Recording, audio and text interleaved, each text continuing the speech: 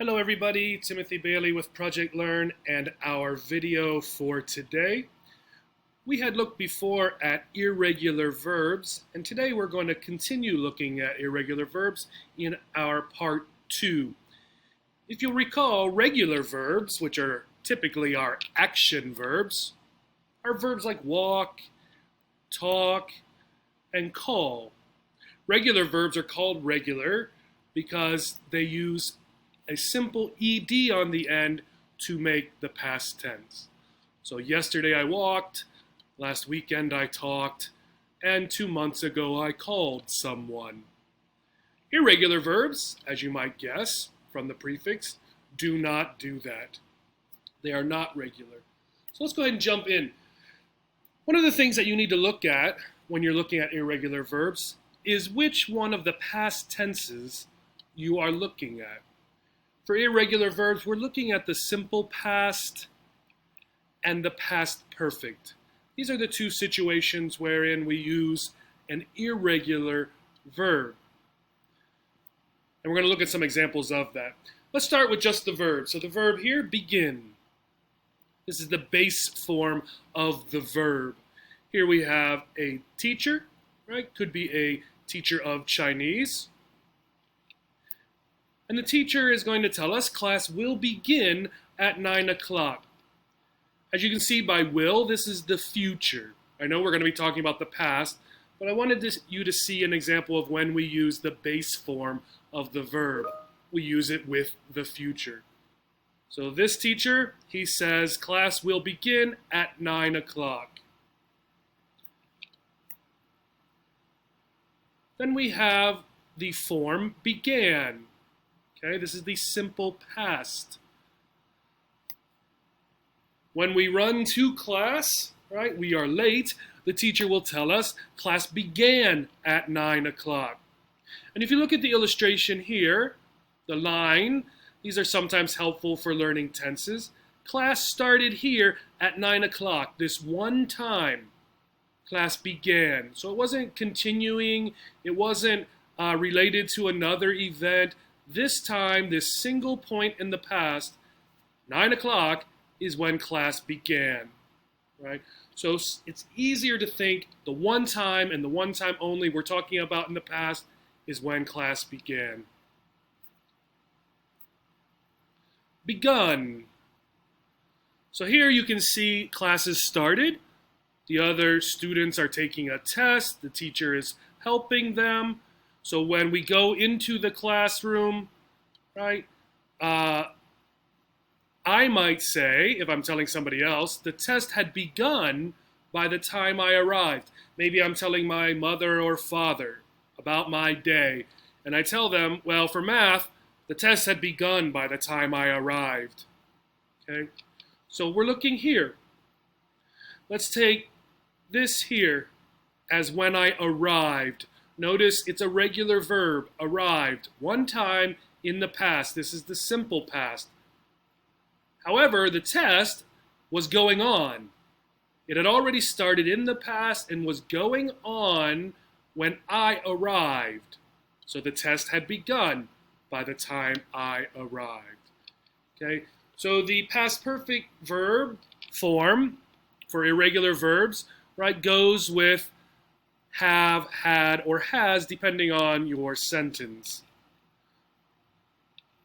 The teacher might also say to me, the test has begun, right? Here we're using, right, the present form of have, right? It has begun, right, already. Try another one. So here's a nice spider. We are going to use the verb bite. Be careful, spiders can bite you. The base form, the regular form of the verb, right? And most of the time when we use a helping verb or a modal auxiliary verb, we're going to use the base form of the verb. Bit. My pet spider bit me. Right? Maybe I'm telling my mom, this just happened. This one time, the spider bit me once. My pet spider bit me. 10 minutes ago, 1 day ago. Bitten. My pet spider has bitten me many times. So throughout the past, there are different points where the spider bit me, right? That accumulate and make it has bitten me many times. Now we could say my pet spider bit me many times. The question is, what is the difference in meaning for these two sentences? As I told you, this one here means over time, my spider has bitten me. Maybe 2 days ago, before that a week ago, before that a day, before that a month, right? Many times. Here, this is telling me about one time. Yesterday, my pet spider bit me many times. In one instance, my spider bit me. Maybe 4, maybe 5 times. So over time, the spider has bitten me. In one time, at one time, the spider bit me. Multiple times, many times.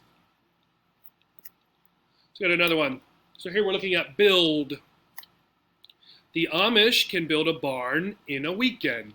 So in one weekend, any weekend, they can build a barn, right? And I highlighted the wrong word. This is the verb, build, the base form of the verb. Built.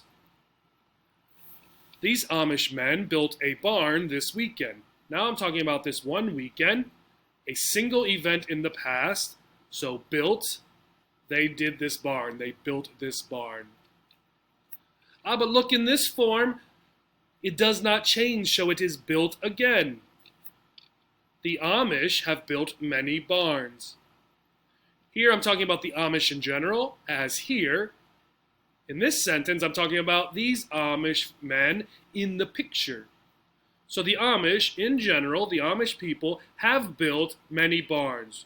So again, over an extended period, right, many years, many days, many weeks, right, they have built many barns. Right? This is really an accumulation of single events, if you want to think of it. Right? This is one single event this weekend. This is an accumulation of many weekends or many weeks or many instances of the Amish building barns. Try another one. So we have an ice cream parlor. This time I'm not going to give you the word, so please blank a flavor of ice cream. I blank pistachio ice cream. That's the one here.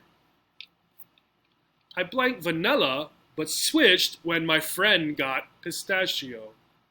So let's go up to the first one. This is the ice cream clerk, the person working in the ice cream parlor.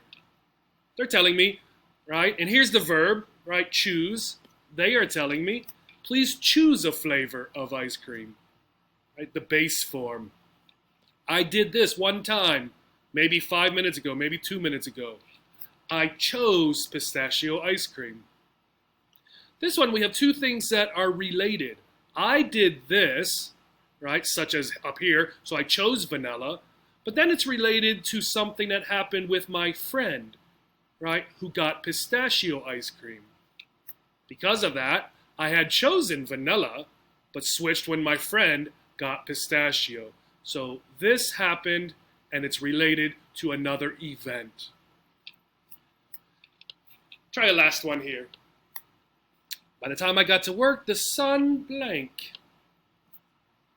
The sun will blank at 5:47 a.m. The sun blank at 5:47 a.m. We're looking at the verb rise, right? So this is the base form of the verb. By the time I got to work, the sun, notice, again, two events. This event, this event. Almost always when you see that, we're going to do something special, not just a sort of simple version of the past tense verb. By the time I got to work, the sun had risen, right? Had risen. Notice that the sound here changes to I and not I. Rise, risen. The sun will, notice it's the future here, the sun will rise at 5:47. Base form of the verb for the future. So here, this is the single event this morning. I'm talking about at this time, this one time this event happened, the sun rose at 5:47 a.m. So the question people often ask is, what is the best way to learn irregular verbs? Well, because they're not regular, it's difficult.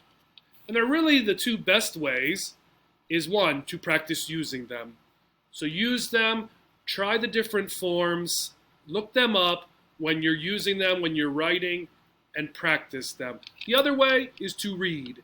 When you read, that is where the verbs will be, and you will see them being used naturally. Here are a number of links. These three are from our part 1 on irregular verbs. These two are new.